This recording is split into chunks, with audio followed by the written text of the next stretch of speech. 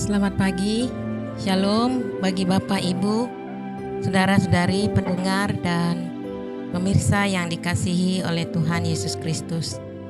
Kita bersyukur atas hari baru di hari ini dan kehidupan yang Tuhan berikan bagi kita semua. Dengan bersyukur kita berbahagia menjalani hidup di sepanjang hari ini. Apapun yang Tuhan izinkan kita alami dan kita hadapi hari ini, pasti Tuhan melindungi dan menolong kita. Kita akan membaca, mendengar, dan merenungkan firman Tuhan di pagi ini. Sebelumnya mari kita berdoa. Ya Tuhan Allah yang Maha Kuasa, kami bersyukur untuk hari ini. Kami percaya Engkau Allah pencipta hari ini akan memberikan kami sukacita dan berkat serta penyertaan. Di pagi ini Tuhan, kami akan mendengar firman-Mu. Tolonglah kami dengan kuasa Roh Kudus-Mu dan mampukan kami Tuhan untuk mengerti dan melakukan firman-Mu di sepanjang hari ini, bahkan di sepanjang kehidupan kami. Ampunilah kami ya Tuhan dari salah dan dosa kami. Dengarkanlah doa kami. Dalam nama Tuhan Yesus kami berdoa. Amin. Bapak, Ibu, saudara-saudari yang dikasihi Tuhan Yesus, pembacaan firman Tuhan pagi ini terdapat dalam Kisah Para Rasul pasal 9 ayat 32 sampai 43. Kisah Para Rasul 9 ayat 32 sampai 43.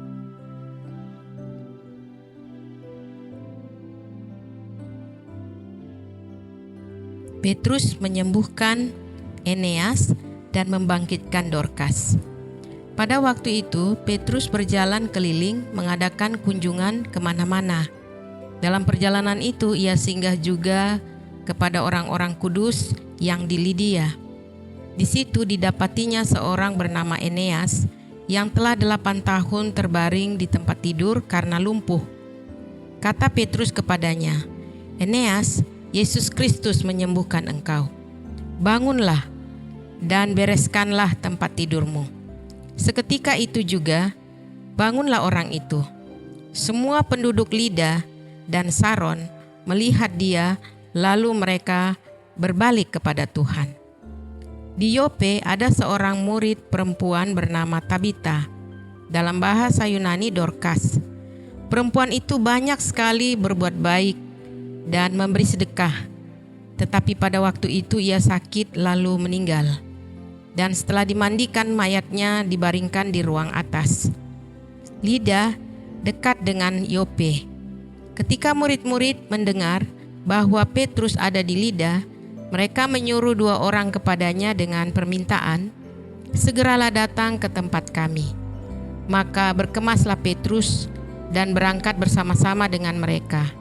Setelah sampai di sana, ia dibawa ke ruang atas dan semua janda datang berdiri dekatnya. Dan sambil menangis, mereka menunjukkan kepadanya semua baju dan pakaian yang dibuat Dorkas waktu ia masih hidup. Tetapi Petrus menyuruh mereka semua keluar. Lalu ia berlutut dan berdoa. Kemudian ia berpaling ke mayat itu dan berkata, "Tabita, bangkitlah." Lalu Tabita membuka matanya, dan ketika melihat Petrus ia bangun lalu duduk. Petrus memegang tangannya dan membantu dia berdiri. Kemudian ia memanggil orang-orang kudus beserta janda-janda, lalu menunjukkan kepada mereka bahwa perempuan itu hidup. Peristiwa itu tersiar di seluruh Yope dan banyak orang menjadi percaya kepada Tuhan. Kemudian daripada itu Petrus tinggal beberapa hari di Yope di rumah seorang yang bernama Simon, seorang penyamak kulit. Demikianlah pembacaan firman Tuhan. Berbahagialah setiap orang yang mendengar dan memeliharanya. Amin.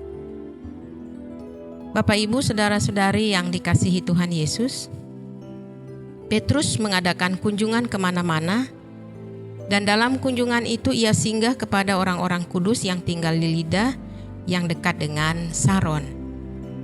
Petrus menjumpai seorang yang sudah terbaring selama 8 tahun karena lumpuh. Kepadanya Petrus berkata, Eneas, Yesus Kristus menyembuhkan engkau, bangunlah dan bereskanlah tempat tidurmu. Seketika itu juga ia bangun dan sembuh. Karena penyembuhan itu, semua penduduk Lida dan Saron yang melihat peristiwa itu berbalik atau percaya kepada Tuhan. Kemudian di Yope, ada seorang murid perempuan bernama Tabita atau Dorcas dalam bahasa Yunani. Ia banyak berbuat baik dan memberi sedekah. Ia sakit lalu meninggal.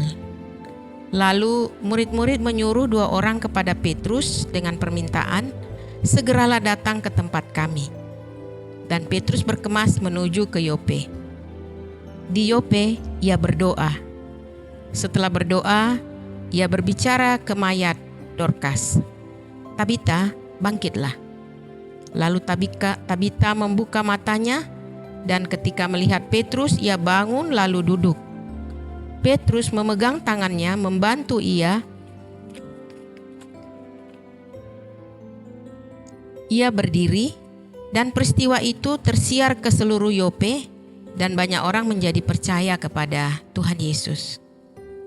Dari pembacaan firman Tuhan ini, marilah kita renungkan 3 hal. Pertama, Petrus menyembuhkan orang lumpuh bernama Eneas dan membangkitkan Dorcas yang sudah meninggal. Kedua, peristiwa itu dilakukan oleh Petrus karena percaya dan dengan nama Tuhan Yesus.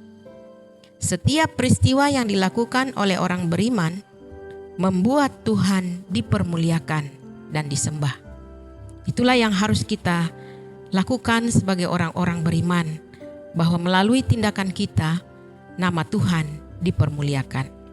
Yang kedua, Petrus bersedia dipanggil oleh utusan dari Yope karena ada yang diharapkan darinya, yaitu karena imannya.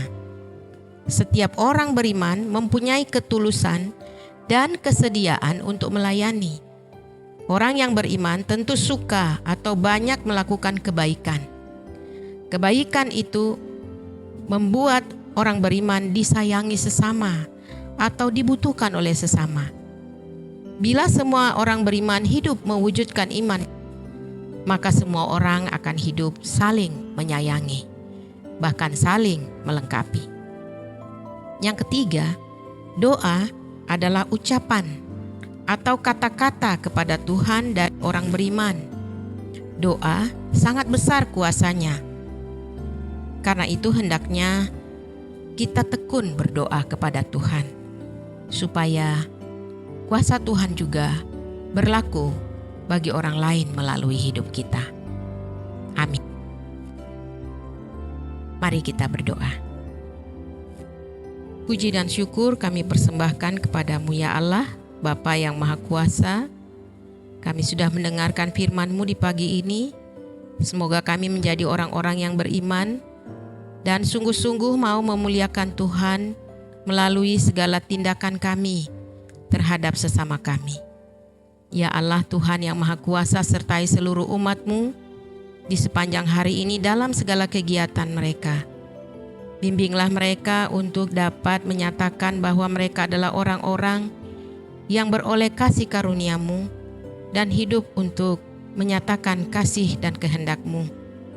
Bapa di sorga, sertai semua umat-Mu yang sakit, kiranya Engkau memberikan kesembuhan, dan yang sedang berduka, Tuhanlah yang memberikan penghiburan. Tuhan juga mengasihani umat-Mu yang bergumul, apapun yang mereka gumuli, Tuhan kiranya menjawab menurut kasih dan kemurahan Tuhan. Ya Allah Bapa di sorga, terpujilah nama-Mu Tuhan, melalui kehidupan semua umat-Mu di sepanjang hari ini. Bahkan untuk selama-lamanya Engkaulah Tuhan yang kami puji dan sembah. Di dalam Yesus Kristus Tuhan kami berdoa. Amin. Bapak Ibu, saudara-saudari yang dikasihi Tuhan, demikian acara kita di pagi hari ini. Selamat pagi, selamat beraktivitas. Shalom.